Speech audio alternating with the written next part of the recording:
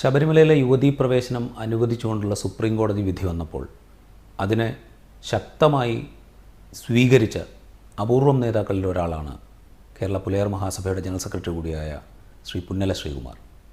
അതിനുശേഷം വനിതാ മതിൽ എന്ന ആശയം മുന്നോട്ട് വയ്ക്കുകയും അത് നടപ്പാക്കുന്നതിൽ സംഘാടന മികവ് കാണിക്കുകയും ചെയ്ത അദ്ദേഹം ഒരിക്കൽ കൂടി വ്യൂ പോയിന്റിൽ അതിഥിയായി വരികയാണ്. സ്വാഗതം. സ്വാഭാവികമായും വനിതാ മതിൽ നിന്ന് തന്നെ നമുക്ക് തുടങ്ങേണ്ടി വരും. ഒരു സംഘാടനം എന്ന നിലയ്ക്ക് CPM എന്ന് പറയുന്നൊരു വലിയ പാർട്ടി, കേരളത്തിലെ ഏറ്റവും പ്രബലമായ 2 സമുദായ സംഘടനകൾ SNDP, KPMS, പിന്നെ മറ്റ് സമുദായ സംഘടനകളെല്ലാം ഉണ്ട്. അതുകൊണ്ട് സംഘാടനം ഒരുപക്ഷെ അത്രത്തോളം വലിയൊരു വെല്ലുവിളിയായി താങ്കളുടെ മുന്നിൽ ഉണ്ടായിട്ടുണ്ടാവില്ല. അതിലുപരിയായി ഈ വനിതാ മതിൽ ആശയപ്രചാരണ രംഗത്ത് അതിൻ്റെ ലക്ഷ്യം നേടി എന്ന് തോന്നുന്നുണ്ട്.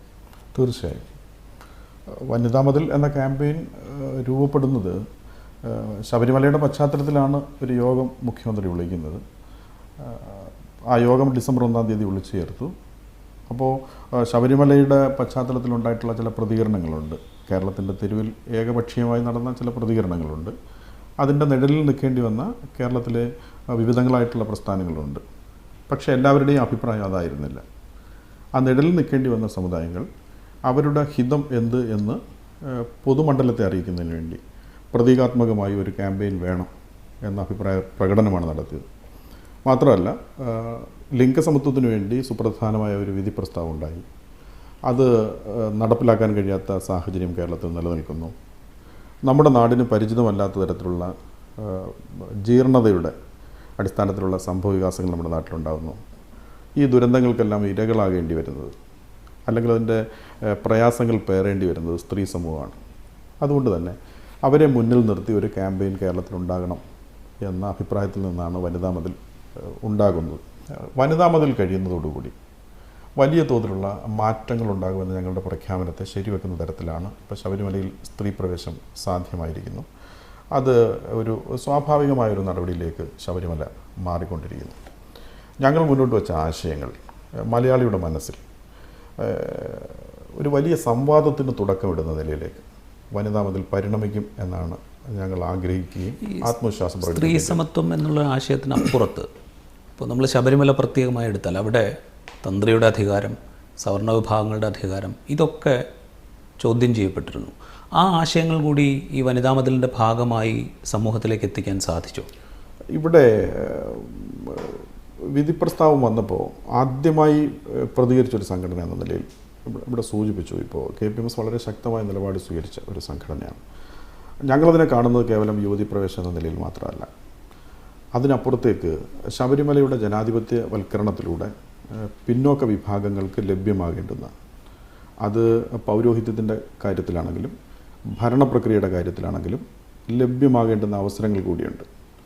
അതുകൊണ്ട് തന്നെയാണ് സ്ത്രീ പ്രവേശനത്തെ ആദ്യം സ്വാഗതം ചെയ്ത, അല്ലെങ്കിൽ ഒരു പുതിയ കാലത്ത് ലിംഗസമത്വം എന്ന മുദ്രാവാക്യത്തിന് പ്രസക്തിയുണ്ട് എന്ന് ചിന്തിക്കുന്ന പ്രസ്ഥാനങ്ങൾ, ഇതിൽ സ്വാഗതം ചെയ്ത പ്രസ്ഥാനങ്ങൾ പോലും പിന്നീട് പ്രക്ഷോഭകരായി മാറുന്ന കാഴ്ച നമ്മൾ കണ്ടു.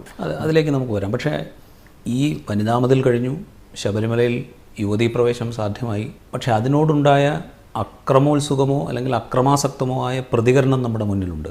അതായത് ഇതിനെ ഏത് വിധത്തിലും തോൽപ്പിക്കാൻ, എങ്ങനെയും തോൽപ്പിച്ചേ അടങ്ങൂ എന്ന വാശിയിൽ ഒരു വിഭാഗം, സംഘപരിവാറിൻ്റെ നേതൃത്വത്തിൽ ഒരു വിഭാഗം തെരുവിലുണ്ട്. അതുകൂടി നമ്മൾ കാണണ്ടേ? അല്ല, അതിനെ ഞങ്ങൾ കാണുന്നൊരു കാര്യം, ഇപ്പോൾ തെരുവിൽ പ്രതിരോധത്തിനിറങ്ങിയ നാമജപം പോലെയുള്ള അത്തരം ക്യാമ്പയിനുകളിൽ അണിനിരന്ന സ്ത്രീകൾ ഒരു സാമാന്യ സ്ത്രീകളല്ല, വിദ്യാസമ്പന്നരായിട്ടുള്ള സമൂഹത്തിൽ അങ്ങനെ ഇടപെടുന്ന സ്ത്രീകൾ തന്നെയാണ്. അതിനെ നമ്മൾ ആശങ്കയോടുകൂടി കാണേണ്ടതുണ്ട്.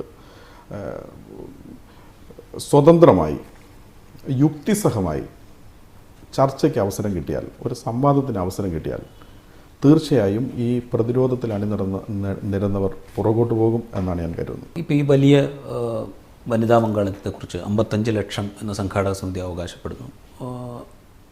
ഏതാണ്ട് വിശ്വസനീയമായൊരു കണക്കായി പൊതുസമൂഹം അത് മനസ്സിലാക്കുകയും ചെയ്യുന്നു. പക്ഷേ ആ കണക്കിനെ നമ്മൾ രാഷ്ട്രീയത്തിലേക്ക് ട്രാൻസ്ലേറ്റ് ചെയ്താൽ, അങ്ങനെ വരുമ്പോൾ ഇപ്പോൾ ഇടതുപക്ഷത്തിൻ്റെ ഒരു വിലയിരുത്തലുണ്ട്.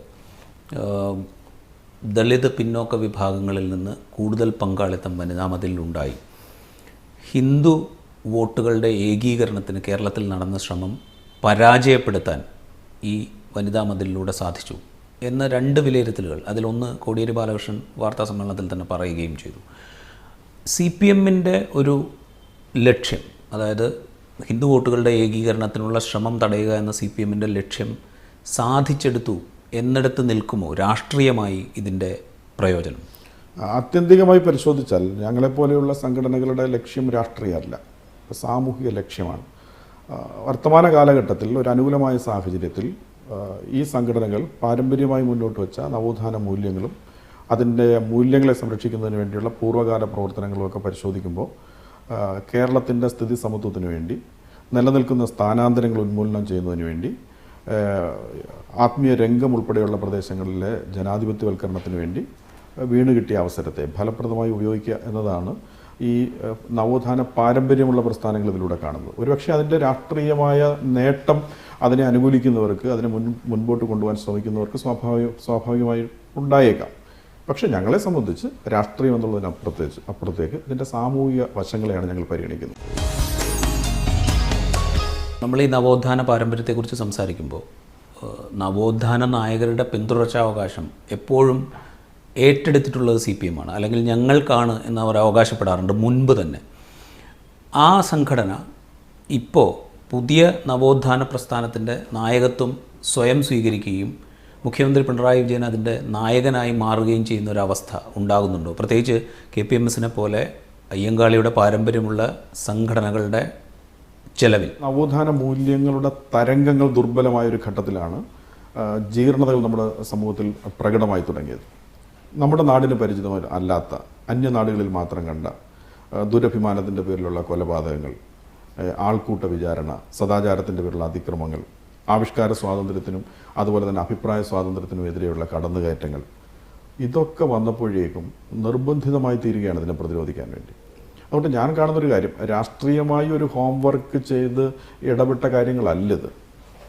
ഒരു സമൂഹത്തിൽ പെട്ടെന്ന് ആകസ്മികമായി ഉണ്ടായ ചില സംഭവവികാസങ്ങളെ പ്രതിരോധിക്കുന്നതിന് വേണ്ടി അനിവാര്യമായി തീർന്ന ഒരു ഘട്ടത്തിൽ പാരമ്പര്യ പ്രസ്ഥാനങ്ങൾ കടമ നിർവഹണത്തിന് വേണ്ടി കൈകോർത്തു എന്നതാണ് ഇതിൻ്റെ സവിശേഷത. ഇവിടെ ഇപ്പോൾ ഈ എന്താ പറയുക, ഈ നവോത്ഥാനത്തിൻ്റെ തരംഗങ്ങൾ ഇടക്കാലത്ത് അവസാനിച്ചു പോയതിനെക്കുറിച്ചൊന്ന് സൂചിപ്പിച്ചു.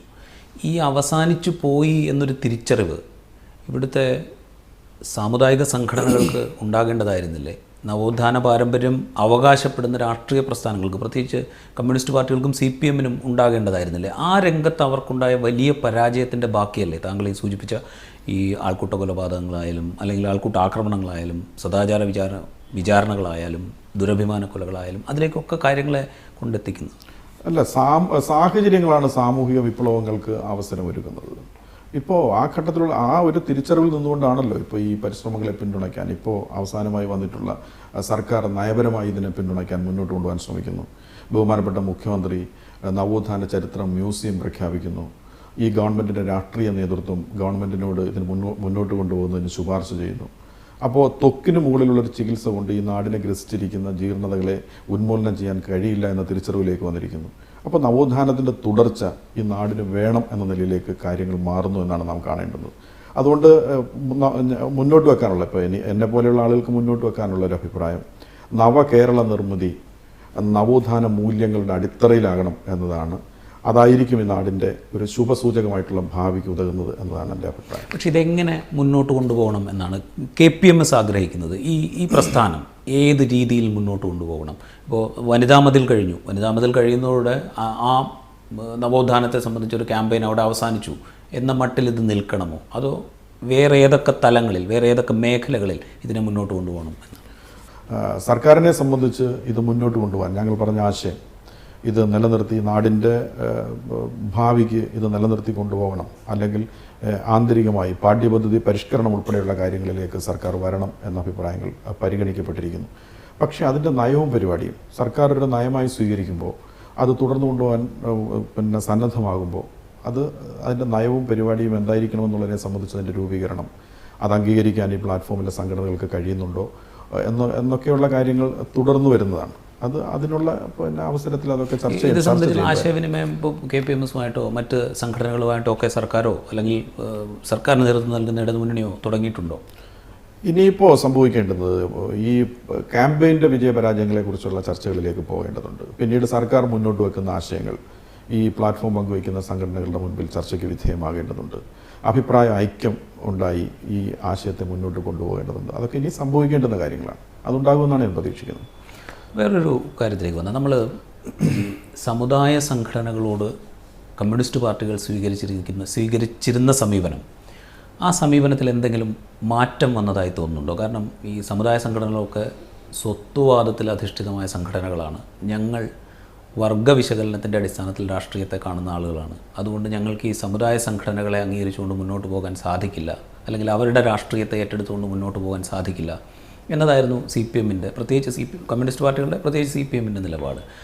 ആ നിലപാടിൽ ഒരു മാറ്റം വരുന്നുണ്ട് എന്ന് തോന്നുന്നുണ്ട്?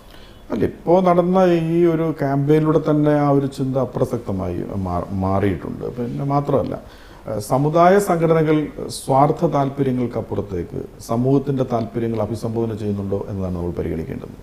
ഇപ്പോൾ മുന്നോട്ട് വെച്ചത് വല്ലാത്ത ഘട്ടത്തിൽ, നാട് അപകടപ്പെടുന്ന ഒരു ഘട്ടത്തിൽ ഞങ്ങളിപ്പോൾ സംസാരിക്കുന്ന സമുദായത്തിന് വേണ്ടിയല്ല, സമൂഹത്തിന് വേണ്ടിയാണ് സംസാരിക്കുന്നത്.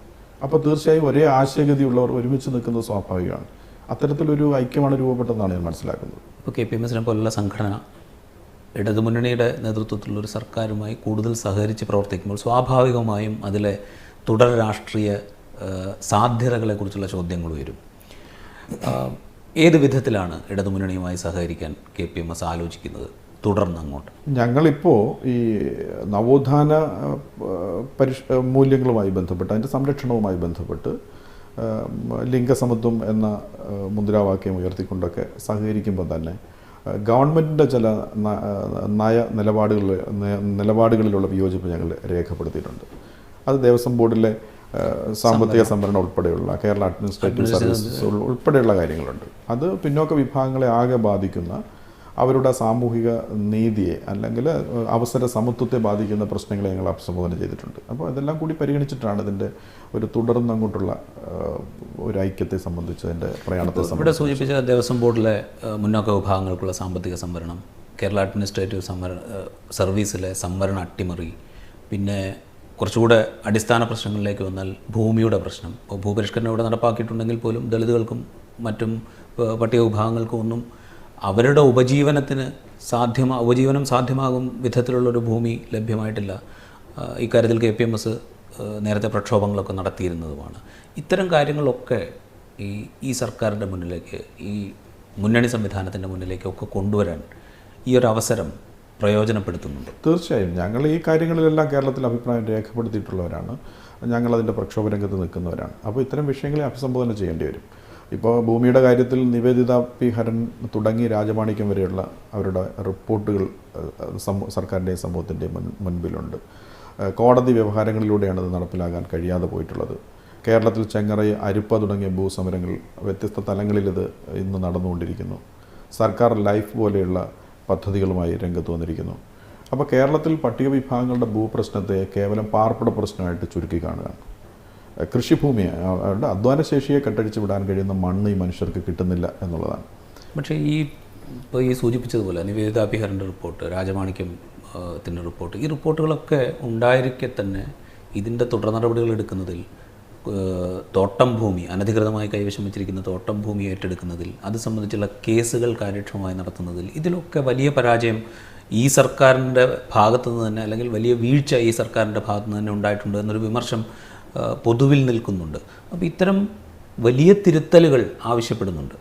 ആ തിരുത്തലുകൾക്കൊരു സമ്മർദ്ദശക്തിയായി മാറണമെങ്കിൽ അതൊരു സമുദായ സംഘടന എന്നുള്ള നിലയിൽ നിന്ന് ഇതൊരു രാഷ്ട്രീയ സംവിധാനത്തിലേക്ക് മാറേണ്ടതുണ്ട്. അങ്ങനെ ഒരു ആലോചനയുണ്ട്. തീർച്ചയായും ഗവൺമെൻറ്റിന് പലതരത്തിലുള്ള സമ്മർദ്ദങ്ങളുണ്ടാവും.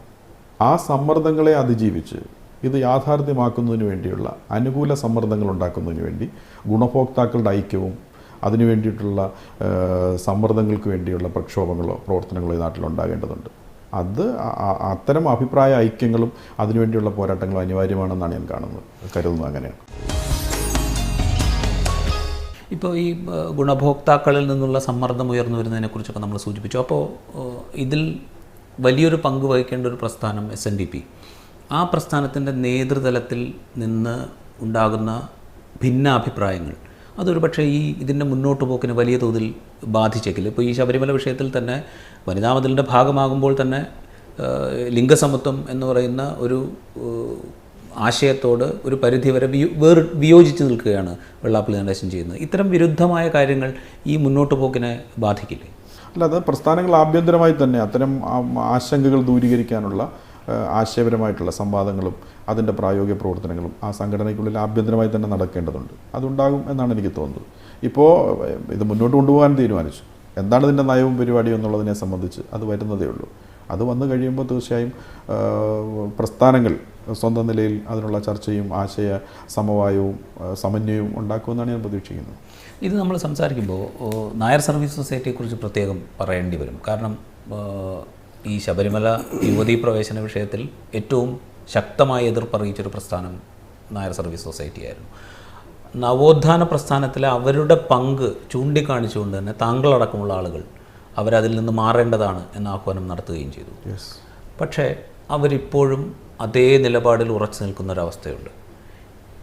ആ സംഘടനയുടെ രാഷ്ട്രീയ പ്രസക്തിയെ ചോദ്യം ചെയ്യാൻ ഈ കൂട്ടായ്മയ്ക്ക് സാധിച്ചിട്ടുണ്ട്. തീർച്ചയായും NSSൻ്റെ നിലപാടുകൾ സമൂഹത്തിൽ ഒറ്റപ്പെടുന്ന അവസ്ഥയിലേക്ക് ആ പ്രസ്ഥാനത്തെ എത്തിച്ചിട്ടുണ്ട്.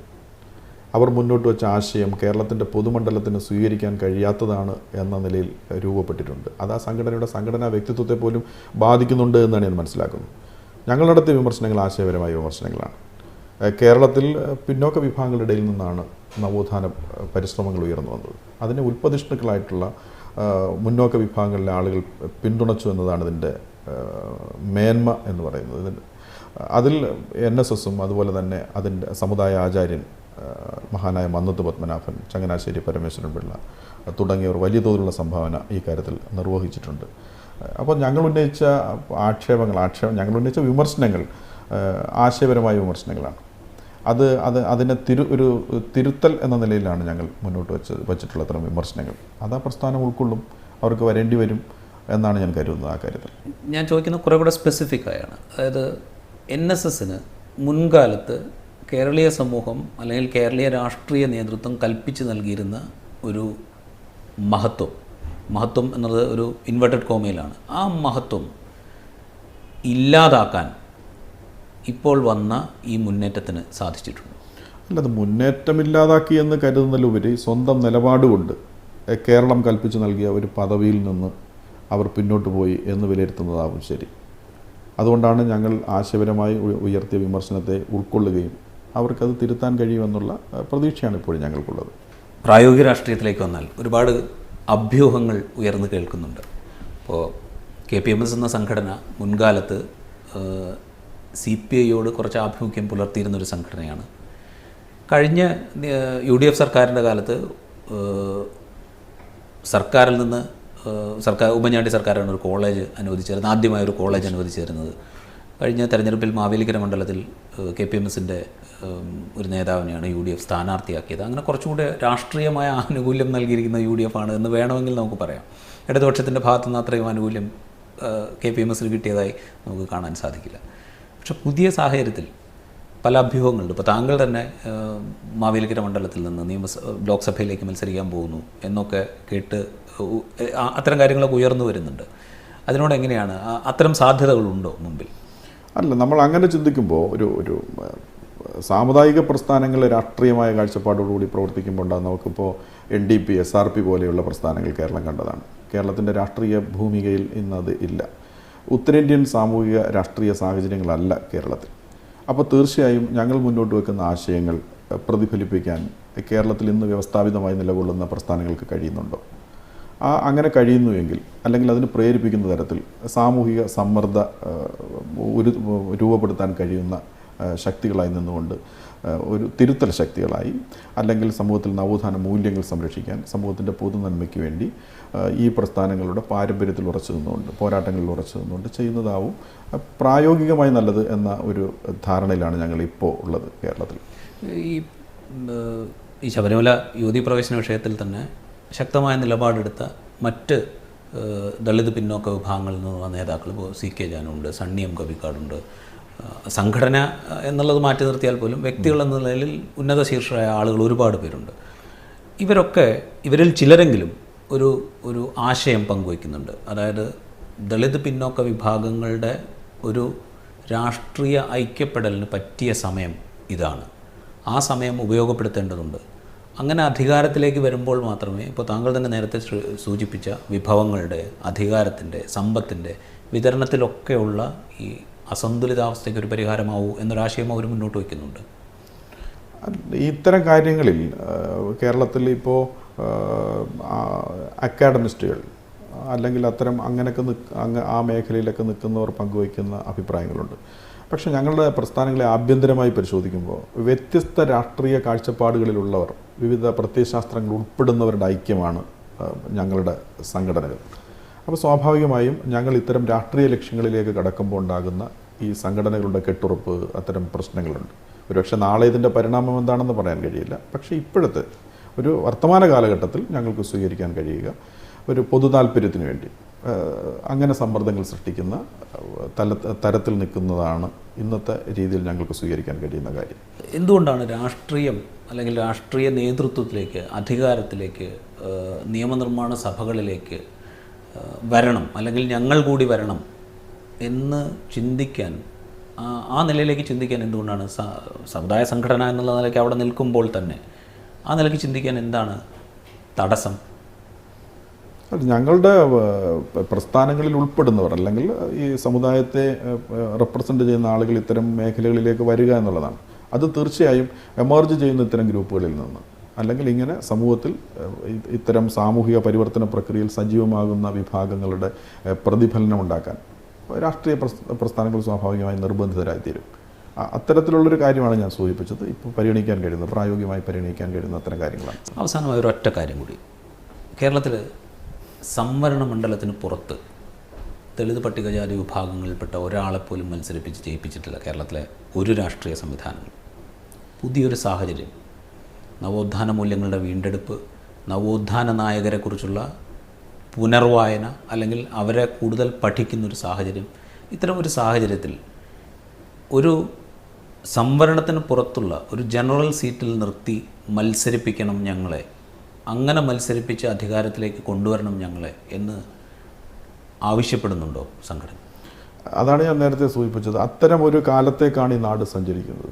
കേരളത്തിൻ്റെ പൊതു രാഷ്ട്രീയ മണ്ഡലത്തിൽ ഇതുപോലെയുള്ള ഈ വിഭാഗങ്ങളെ പൊതുമണ്ഡലത്തിലേക്ക് കൊണ്ടുവരുന്നതിന് വേണ്ടിയുള്ള മാതൃക പ്രത്യേക സാഹചര്യത്തിൽ രാഷ്ട്രീയ പാർട്ടികൾ തയ്യാറാകുമെന്നാണ് ഞാൻ പ്രതീക്ഷിക്കുന്നത്. അതാണ് ഞാൻ സൂചിപ്പിച്ചത്. കേരളത്തിൻ്റെ ഘടനാപരമായിട്ടുള്ള ഒരു വലിയ മാറ്റം ഈ ക്യാമ്പയിൻ ഇന്നത്തെ വർത്തമാനകാല രാഷ്ട്രീയ സാമൂഹിക സാഹചര്യം മുന്നോട്ട് വെക്കുന്നുണ്ട് എന്നതാണ് ഇന്ന് ഉരുത്തിരിഞ്ഞു വന്നിട്ടുള്ള പ്രത്യേക സാഹചര്യം എന്നാണ് ഞങ്ങൾ വിലയിരുത്തുന്നത്. ഞാനത് ചോദിക്കാൻ ഒരു കാര്യം കൂടിയുണ്ട്. അതായത് ഇപ്പോൾ നമ്മൾ CPM എടുത്തു കഴിഞ്ഞാൽ അവിടെ കേന്ദ്ര കമ്മിറ്റി അംഗമായ AK ബാലന് പോലും ഒരു സംവരണ മണ്ഡലത്തിൽ മാത്രം മത്സരിച്ച് ജയിച്ചു വന്നു മന്ത്രിയാകാൻ, മന്ത്രിസഭയിലെ രണ്ടാമൻ എന്നുവരെ വിശേഷിപ്പിക്കപ്പെടുന്ന ഒരാൾക്ക് പോലും സംവരണത്തിന് പുറത്തുള്ളൊരു സീറ്റ് കൊടുക്കാൻ ആ പാർട്ടി ഇതിനു മുമ്പ് തയ്യാറായിട്ടില്ല. ഇനി അങ്ങോട്ട് അതിൽ പോലും ചില മാറ്റങ്ങൾ KPMSനെ പോലുള്ള സംഘടനകൾ പ്രതീക്ഷിക്കുന്നുണ്ട്. തീർച്ചയായും കേരളത്തിൻ്റെ സാമൂഹിക രാഷ്ട്രീയ സാഹചര്യം തന്നെ മാറുകയാണ്. ഞാൻ ഒരു ഘടനാപരമായ മാറ്റത്തിലേക്ക് കേരളം സഞ്ചരിക്കുന്നു എന്നാണ്. ലിംഗസമത്വം പോലെയുള്ള നാട് വളരെ പുരോഗമനാത്മകമായിട്ടുള്ള മുദ്രാവാക്യങ്ങളെ അഭിസംബോധന ചെയ്യുന്ന ഒരു കാലഘട്ടത്തിലാണ് നാം ഇന്ന് എത്തിയിട്ടുള്ളത്. അതുകൊണ്ട് വലിയ പ്രതീക്ഷയാണ് ഞങ്ങൾക്കുള്ളത്. വലിയ മാറ്റത്തിന് വേണ്ടി ഒരു സ്ഥിതി സമത്വത്തിലൂന്നിയ, കൂടുതൽ ജനാധിപത്യവൽക്കരിക്കപ്പെട്ട, മതനിരപേക്ഷമായിട്ടുള്ള, മാനവികത ഉയർത്തിപ്പിടിക്കുന്ന ഒരു നല്ല കാലത്തിലേക്ക് കേരളം സഞ്ചരിക്കും എന്ന് തന്നെയാണ് ഞങ്ങൾ കരുതുന്നത്. നവോത്ഥാന കാലഘട്ടത്തിൻ്റെ മുദ്രാവാക്യങ്ങൾ കൂടുതൽ ഉച്ചത്തിൽ പറയേണ്ട ഒരു സാഹചര്യമാണ് എന്ന തിരിച്ചറിവിൽ നിന്നാണ് പുന്നല ശ്രീകുമാർ നമ്മളോട് സംവദിക്കുന്നത്.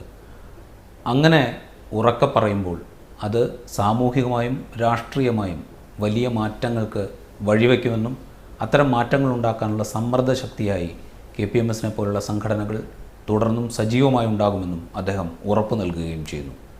നന്ദി. View point. Thank you.